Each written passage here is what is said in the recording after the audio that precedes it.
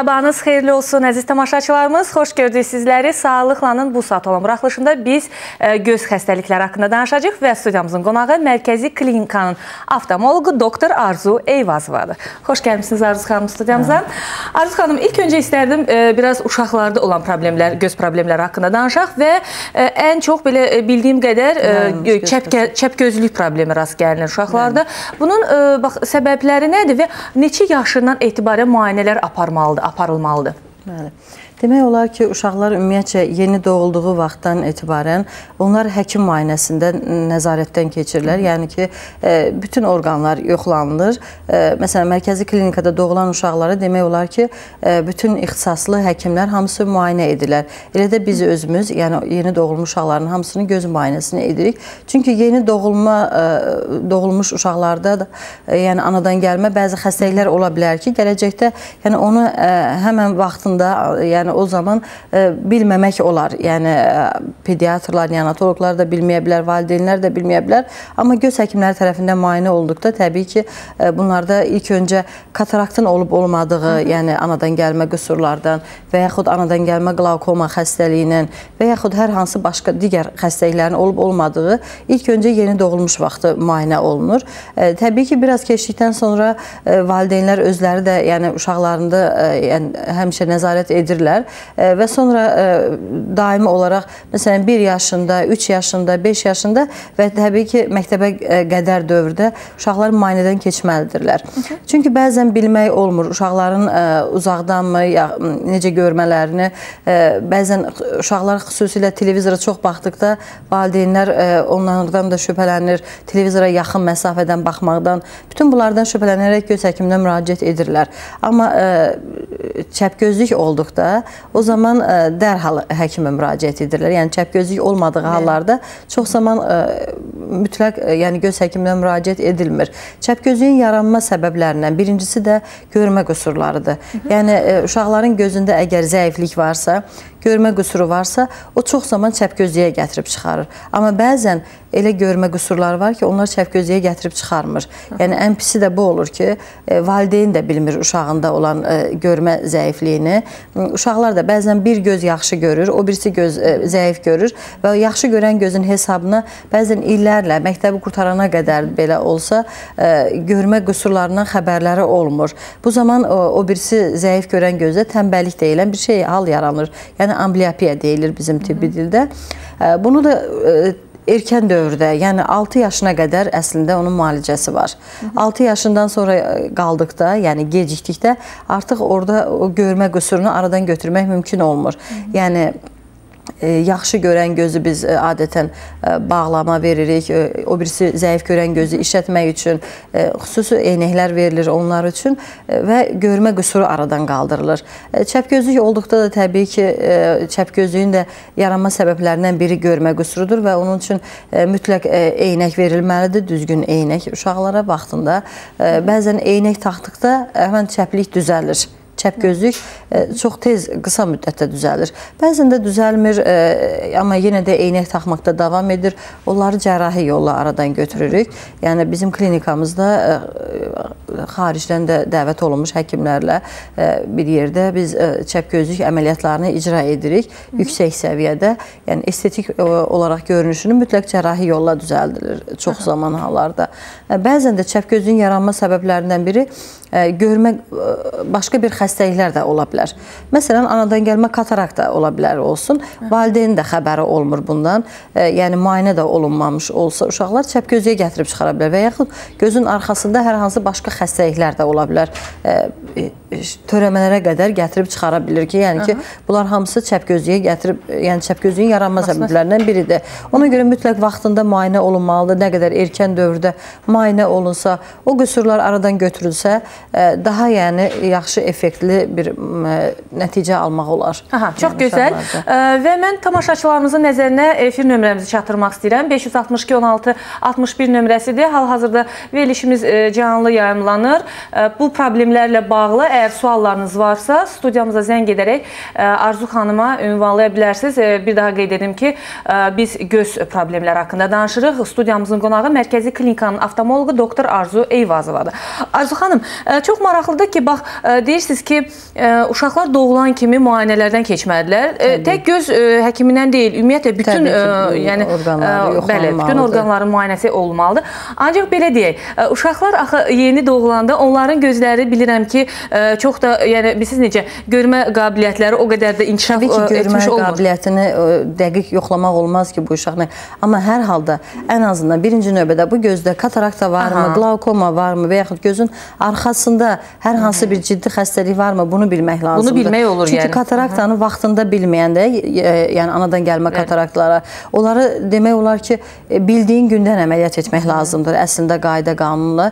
Biz məsələn mərkəzi klinikada elə olub ki, bir aylıq uşaqları, bir aydan öncəki də uşaqların kataraktasına əməliyyat etmişik. Çünki nə qədər gec olunsa onların əməliyyatları, o qədər onların tənbəllik dediyimiz, biraz öncə dediyim o tənbəllik halı yaranır. Yəni gec olunduqda, artıq 5-6 yaşdan sonra əməliyyat olunduqda demək olar ki, çox az fayda verir. Bəzən də heç fayda vermir o əməliyyatın faydası olmur. Tənbəlliyə gətirib çıxarır. Tənbəlliyə və görmənin itirilməsinə gətirib çıxara bilər. Ona görə mütləq vaxtında onu bilmək lazımdır. Mütləq ən azından kataraktın olub-olmadığını yoxlamaq üçün mütləq göz həkimi müayinə etməlidir. Ancaq bax, çox maraqlıdır ki, sizin klinikada, mərkəzi klinikada belə bir tendensiya varmı ki, doğulan uşaqlar bax bu cür müayinələrdən keçir? Bizdə var, bəli, yeni doğulan uşaqların hamısı demək olar ki, bütün həkimlərdən keçir. Nə gözəl, nə gözəl. Və tamaşaçımız var xəttdə. Alo. Xanım, sabahınız xeyir. Sabahınız xeyir. Xanım, mənim həkimə sualım var idi. Oğlum 6-cı sinifdə oxuyur. Deməklə anadan gəlmə göz xəstəliyi varmış da, mən bunda hiss eləməmişəm. Bunu elə bir ki, bir ay bundan qabaq hiss eləmişəm. Gözünün biri müsbətdir, biri mənfidir, görmə qabiliyyəti. Və anadan gəlmə apardım həkimə, dedilər ki, anadan gəlmə aritmiya göz xəstəliyidir. İndi həkimə sualım var ki, əgər onun müalicə ilə mümkündür, yəni tam asiksiz, eynəsiz onun görməyi. Arzu xanım, nələrsə öyrənmək istəyirsiniz, yoxsa aydınlı sual? Dediyindən diaqnozu düzgün demədir, bizdə elə bir diaqnoz olmur. Ola bilər, astigmatizm var. Astigmatizm olar, bəli. Başqa bir şey dedi. Yəni, astigmatizmdirsə, eynəyini taxmalıdır. Ən birinci müalicə eynəkdir. Ən gözəl, yəni müalicə üsulu ən azından 18, 19, 20 yaşına qədər eynək taxmalıdır mütləq. Bütün uşaqlar. Yəni, eynək taxmaq bildiyim qədər elə bu da bir müalicənin bir hissəsidir. Xüsusilə də xanımın dediyi kimi, o dedi ki, bir müsbət, bir mənfi, mütləq bu hallarda eynəkdən istifadə edilməlidir. Bəzən eynəkdən istifadə edilmək mümkün olmadıqda kontakt linzalardan istifadə olunur və yaxud ən azından 18-19 yaşına qədər eynək taxılmalıdır. Sonra artıq onların cərrahi yolla müalicəsi olur. Yəni, cərrahi yolla aradan qaldırmaq olur həmin bu qüsuru. Yəni, xanım heç bir narahat olmasın, belə bir problem deyil. Əslində xəstəlik də deyil, o bir refraksiya qüsurudur.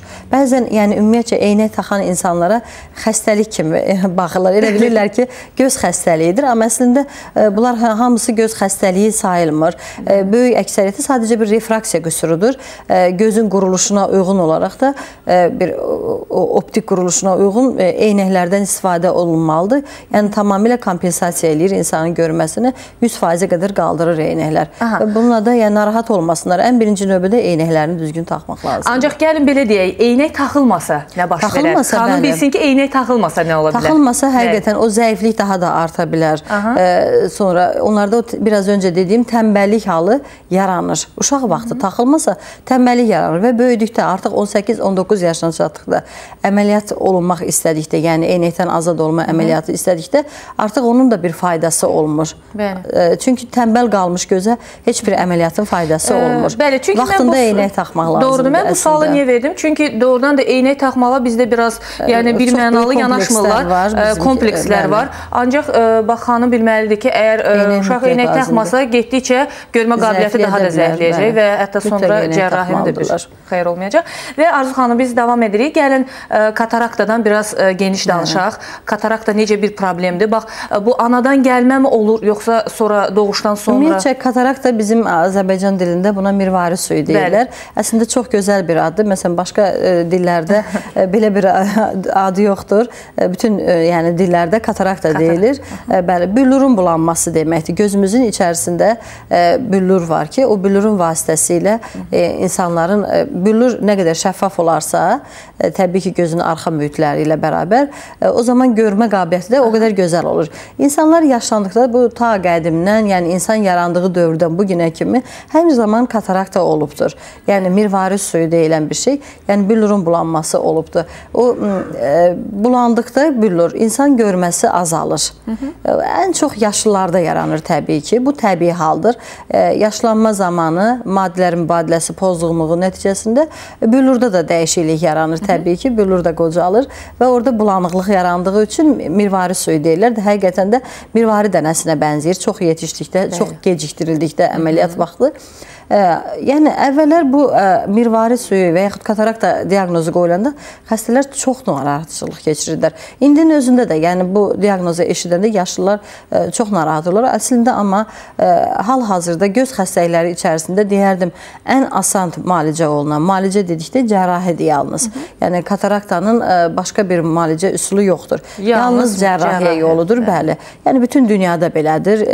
Hələ ki onu... Yəni və tamaşaçılarımız da bilsinlər ki, katarakta varsa, deməli burada yalnız cərrahi əməliyyat olmalıdır. Başqa yolu yoxdur. Çünki vaxt itirməsinlər. Bəli. Yəni boş-boş müalicələrə vaxt itirməsinlər, belə deyək. Hədsiz dərəcədə gözləyib, nəyisə gözləyirlər. Uzun illər bəzən damcılardan istifadə edirlər ki, bəlkə bu mirvari suyu geriyə qayıda bilər və yaxud nəsə olmur, mümkün deyil. Bu yalnız cərrahi, amma cərrahiyyəsi də ildən ilə demək olar ki, həddən artıq asanlaşır. Xəstələr üçün çox rahat olur. Artıq 5 dəqiqə ərzində katarakta əməliyyatı icra olunur, qurtarır. Ağrısız üsulla, yəni bizim klinikamızda artıq 10 ildən çoxdur bu üsul müasir üsulla yəni həyata keçirilir. İndi el arasında da ona lazer üsulu deyilir, amma əslində lazer deyil, fakoemulsifikasiya üsuludur. Yəni artıq hamı bilir bunu. Çox qısa bir vaxt ərzində kəsiksiz, çox kiçik bir ölçüdə kəsik aparılır. Tikişsiz üsulla olunan, ağrısız üsulla olunan bir əməliyyatdır. Ki, yəni artıq heç vaxt bu katarakta əməliyyatından qorxmaq lazım deyil. Çox sadə bir əməliyyatdır və çox yüksək də effekt verir. Nəticələr xəstə əməliyyatdan çıxan kimi görür artıq. Nə gözəl. Yəni gözünü bağlamırıq, onu xəstəxanada saxlamırıq. Sadə üsulla xəstə çox rahat evə gedir. Yəni katarakta dedikdə kataraktadan artıq qorxmaq lazım deyil. Artıq qorxmaq lazım deyil. Və tamaşaçımız var xəttə, qəbul edək. Alo. Alo. Buyurun, eşidirik sizi. Salam xanım. Sabahınız xeyir. Sabahınız xeyir. Xanım, mənim qızım anadan gəlmə gözündə heç bir problem yox idi. Amma 3 yaşından sonra bir gözündə çəplik əmələ gəldi. Çəplik əmələ gəldi, mən onu həkimə apardım. Həkim ona açqı taxdı, yazdı. Bir müddətdən sonra açqı taxandan sonra həkim dedi ki, bunu əməliyyat eləmək lazımdır. Sonra mən onu ayrı bir həkimə apardım, amma o həkim dedi ki, əməliyyata ehtiyac yoxdur, açqı ilə düzələcək. Mənim də sualım bu xanımadır ki, yəni mən onu əməliyyat elətdirim, yoxsa o açqı ilə düzələcək? Əgər eynəyi taxır uşaq, eynək gözündə ola-ola çəpliyi yoxdursa, aradan götürülübdürsə, o uşağa əməliyyata ehtiyacı yoxdur. Yəni, eynəyini taxmaqda davam etməlidir. Əgər eynək taxa-taxa gözündə çəplik qalırsa yenə də, cüzi də olsa, yəni müəyyən qədər qalıbdırsa, o deməli cərrahi əməliyyat olunmalıdır. Birinci növbədə çəp gözlüyü olan uşaqlara düzgün eynək təyin olunmalıdır. Əgər ehtiyacı varsa o da, ehtiyac yoxdursa, yəni hər iki gözü 100% görür, amma çəpliyi varsa, o sözsüz ki, əməliyyat olunmalıdır. Amma ehtiyacı belə nüanslara diqqət etmək lazımdır. Amma eynəyə ehtiyacı varsa bu uşağın, yəni gözünü biz müayinə edirik onu bir neçə dəfə, tamamilə ona lazım olan uyğun eynək verilirsə, eynəyi taxan kimi artıq o uşaqlarda çəpgözlük itir. Yəni gözündə eynək ola-ola çəpgözlük olmur. Təbii ki, eynəyi çıxartdıqda yenə çəpgözlük qayıdır. Amma uzun illər bəzən onlar eynəyini taxa-taxa çəpgözlük tamamilə aradan götürür və onları biz heç zaman əməliyyat etmirik. Yalnız eynəklə düzəlməyən, yəni başqa üsullarla düzəlməyən çəpgözlüklər əməliyyat olunur. Əməliyyat olunmalıdır. Əslində, xanım xəttə olsaydı biz soruşardıq ki, maraqlıydı. Eynək taxanda o çəpgözlük aradan qaldırılırmı? Qaldırılmırsa? Yox, eynək taxanda xanım çəpgözlük yoxdur. Eynək taxanda gözləri düzdür. Çəpgözlük yoxdur. Eynəki çıxardan kimi bunda çəpgözlük əmələ gəlir. Bir də gözü sağ gözü, çəp olan gözü 90% görür. 90%. Əvvəl az idi. İndi eynəkdən sonra, taxdıqdan sonra 90%-ə qalxıb. Gözünün görməsi. Adətən çəpləşən göz deməli zəif, biraz nisbətən o birisi gözə nisbətən zəif olur. Ona görə o birisi göz bağlanır, çəpləşən göz tamamilə, yəni 100%-ə qədər qaldırılır və çəplik də aradan götürülür bu zaman. Həm də əgər eynək gözündə olaraq uşağın gözündə çəplik yoxdursa, onu əməliyyat etməyə ehtiyac yoxdur. Bax belə, yəni konkret olaraq əməliyyata ehtiyac yoxdur, ancaq ki, təbii ki, bu uşaq davamlı olaraq eynəyi taxmalıdır, həkim nəzarəti altında olmalıdır. Əgər istəyirsiniz ki, uşağınız cərrahiyyəsiz, yəni müalicə olunsa, bax bu cür nəzarətdə olmalıdır. Eynək mütləq taxmalıdır. Bəzən eynək taxmaqdan heç xoşlanmırlar valideynlərdə. Ən çox onları narahat edən odur ki, nə vaxt uşağımız eynəyini çıxardacaq. Sanki bir qüsur kimi baxırlar, ancaq belə deyil. Amma əslində heç bir qüsur deyil. Eynəyini taxır, uşağın gözünü çəpləyir. Hətta mən deyərdim ki, bundan gözəl nə ola bilər? Bəzi uşaqlara, bəzi insanlara bu eynəklər çox qəşəng yaraşır və çox belə bir maraqlı görkəm alır. Əslində olmamalıdır bu komplekslər. Yəni nədənsə bizim millətdə daha çox var bu kompleks. Eynək taxmağı heç sevmirlər. Necə ki, belə deyək, günlü havalarda biz eynəklərdən istifadə, günəş üçün eynəklərdən istifadə edirik. Bu da onun kimi bir şeydir, yəni kompleks etmək lazımdır. Və biz katarakta mövzusunu davam etdiririk. Buyurun, dediniz ki, çox, yəni artıq o qədər müasir yəni birinci növbədə sözsüz ki, yaşlılara aid olan kataraktalar var. Bir də biraz öncə dediyim kimi anadan gəlmə kataraktalar da var. Onları təbii kimi, görən kimi, həkim, yəni valideyn bilən kimi ki, uşağının gözündə katarakta var, çox qısa müddətdə əməliyyat olunmalıdır. Tez, nə qədər tez olunsa, onlar üçün o qədər yaxşıdır. Sonra bəzən də qazanılmış da olur ki, bəzən yaşından asılı olmayaraq, çox gənc yaşlarda hər hansı bir travmadan sonra da yarana bilər katarakta və yaxud xəstəliklər nəticəsində də, məsələn, ən çox şəkər xəstəliklərində yaşından asılı olmayaraq çox tez müddətdə onlarda katarakta yaranır və yaxud hər hansı bir başqa mübadilə xəstəlikləri olarsa, sistemik xəstəlikləri olanlarda katarakta tez yaranır. Arzu xanım, bizim tamaşaçımız var, xəttə qəbul edək. Alo, Gönül xanım, eşidirik. Sabahınız xeyir. Sabahınız xeyir, qonağınızda salamlayıram xanım. Buyurun, Gönül xanım. Mənim sualım həkimədir. Buyurun. Mənim elə bir uşağın gözünün birində adamla danışanda ürək durub söhbət eləyəndə. Elə bilirəm ki, gözünün biri qaçır o anə. Deyirəm ki, Nihat dur mənə bax, baxır. Yəni gözündə bir problem var, qüsur var. Buyurun Arzu xanım, sualınız varsa Könül xanıma. Təbii ki, göz həkiminə müraciət etməlidir ki, o uşağın yəqin ki, həmin o qaçan gözü yəqin ki, zəif görür. Ondan ola bilər. Bəli, ondan ola bilər. Və yaxud hər hansı bir xəstəlik var. Və yaxud da gözü hərəkət etdirən əzələlərində qüsur var. Bunları mütləq həkim özü müayinə etdikdə biləcək və lazım olan tədbirləri görməlidirlər vaxtında. Yəqin Könül xanım eşitdi, bax bu problem bir neçə səbəbdən irəli gələ bilər. Bunu belə demək olmaz. Təbii ki, müayinələr olmalıdır və müayinə olanda, əgər müayinədə aşkarlanarsa, dəqiq diaqnoz qoyularsa, hansı problemdir, o, yəni bu cür problemi aradan qaldırmaq mümkündürmü? Qaldırılır təbii ki, hər cür çəpgözlük aradan qaldırmaq mümkündür. Yəni bu da çəpgözlük sayılır əslində. Bu da çəpgözlükdür, bəli. Yəni Könül xanım heç də narahat olmayın. Bax, problemin kökündə nə durursa, nədirsə onu yaradan, birinci növbədə göz həkimi müayinə etməlidir. Çünki bəzən adi bir halda, məsələn, valideynin dediyi kimi gözü biraz qaçır, onu çəpgözlük də adlandırmırlar valideynlər. Amma müayinə etdikdə bəzən orada çox ciddi qüsurlar aşkara çıxarılır. Yəni onu bilmirlər çox vaxtı. Mütləq göz həkimi müayinə etməlidir. Və vaxtında müraciət edib müalicə etmək lazımdır. Çünki ola bilər ki, zamanla gecikərsə heç aradan da qaldırılmaz. Bax belə. Və bəlkə qlaukoma haqqında da biraz danışaq. Bəli. Qlaukomaya da bizim el arasında qara su xəstəliyi deyilir. Nəyə görə? Burada elə bilirlər ki, gözdən bir qara su axır. Yox, elə bir şey yoxdur. Sadəcə olaraq xəstəliyin, bu xəstəlik kataraktadan fərqli olaraq daha ağır bir xəstəlik sayılır. Yəni, korluğa qədər gətirib çıxara bilən bir xəstəlik sayılır. Amma burada da insanların özlərindən çox şey asılıdır. Yəni, burada da vaxtlı-vaxtında həkimə müraciət etmək, müayinə olunmaq və həkimin dedikləri, müalicələri, etdiyi tövsiyələri hər bir zaman yerinə yetirmək lazımdır. Yəni, qulaq ardına vurmaq olmaz. Bəzən burada qlaukoma nədir? Öncə onu deyim ki, göz daxili təzyiqin artması nəticəsində görmə sinirinin yəni atrofiya olunması və nəticədə korluğa, amma hər zaman da belə olmur. Qlaukoma xəstəliyindən hər zaman korluq ola bilməz.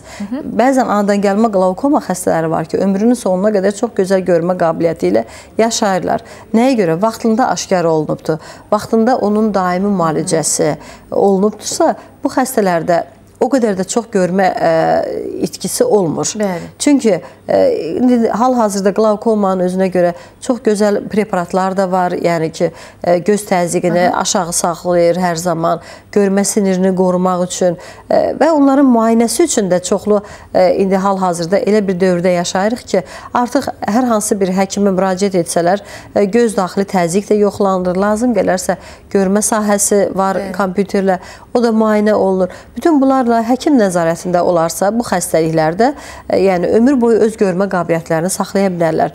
Amma bəzən də gedirlər həkimə, həkim onlara göz daxili təzyiq diaqnozunu qoyur və ona müəyyən müalicələr təyin edir. Amma xəstə bunu qulaq ardına vurur. Çünki deməli, uzaqdan görmə qabiliyyətləri bəzən hələ ki yaxşı olur yeni başlanğıc qlaukomalarda. Amma görmə sahələri get-gedə daralır. Bunu hiss etmirlər.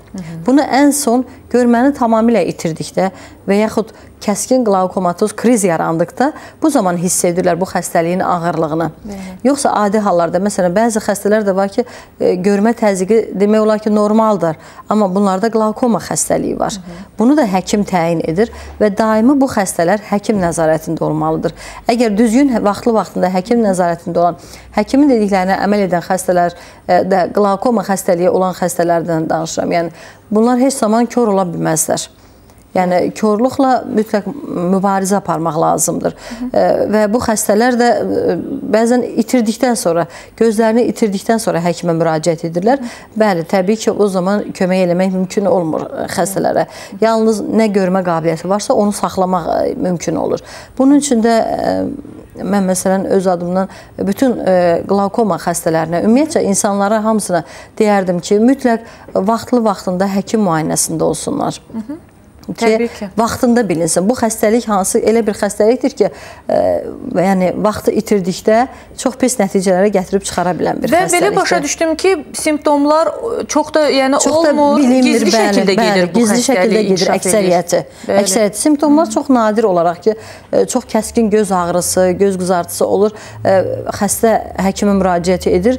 Bu zaman bəzən bilinir ki, bəli, bu xəstədə qlaukoma var. Amma çox xəstələrdə çox adi müayinələr nəticəsində, məsələn, gəlirlər, müraciət edirlər bir eynək müayinəsi üçün və biz müayinə nəticəsində görürük ki, bu xəstədə qlaukoma var və irsi faktorlar da çox böyük rol oynayır. Ailədə əgər varsa, atada, anada, yaşlılarda və yaxud yaxın qohumlarda varsa qlaukoma, mütləq o ailə üzvləri hamısı müayinə olunmalıdırlar. Çünki çox zaman irsi olduğu da görünür, yəni xəstəlik. Və tamaşaçımız zəng eləyib, 24 yaşı var, bir bəydir, gözündə astigmatizm var, eynək taxmır. Nə etməlidir bu insan? Yəni, məsləhətinizi verərdiniz və vaxtımız da qısalır. Buyurun, Arzu xanım. Eynək taxmağına birinci növbədə taxmalıdır. Taxmırsa, o zaman əməliyyata müraciət etməlidir. O da hər xəstəyə əməliyyat etmək mümkün deyil. Yəni, hər astigmatizmi olan, hər miopiyası olanlara da, onların da öz sərhədləri var ki, yəni, göstəricilər olmalıdır. Hamısı uyğun gələrsə, o zaman əməliyyat oluna bilər. Yəni, bir mənalı bu bəy eynək taxmalıdır. Eynək taxmasa get-gedə təbii ki, zəifləyəcək göz qabiliyyətini. Yalnız cərrahi əməliyyata da müraciət edə bilər. Və vaxtımız nə qədərdir? Biz sağollaşırıq, yoxsa davam edirik? Və bir dəqiqə vaxtımız var. Məsləhətinizi alaq qısaca sizdən, tamaşaçılarımıza. Gözlərlə bağlı. Birincisi, gözlərini hər bir insan, ümumiyyətcə sağlamlığına diqqət etməlidir hər bir insan. Vaxtında həkimə müraciət etməlidirlər. Yəni, bəzən də profilaktik məqsədlə həkimə vacib deyil ki, mütləq xəstəliyi artıq baş qaldırsın, xəstəlik üstələməsin insanları. Yəni, öz xəstəliklərinə qarşı düzgün mübarizə aparmaq lazımdır. Belə, Arzu xanım, çox sağ olun. Təşəkkür edirəm belə dəyərli məsləhətləriniz üçün. Əziz tamaşaçılarımız, bax belə biz göz problemləri haqqında danışdıq və studiyamızın qonağı Mərkəzi Klinikanın oftalmoloqu doktor Arzu Eyvazova idi. Bu saat olan buraxılışımız sona çatdı. Mən sizə sağollaşıram, deyirəm hələlik. Axşam yenidən görüşərik. Sağ olun, sağlıqla qalın.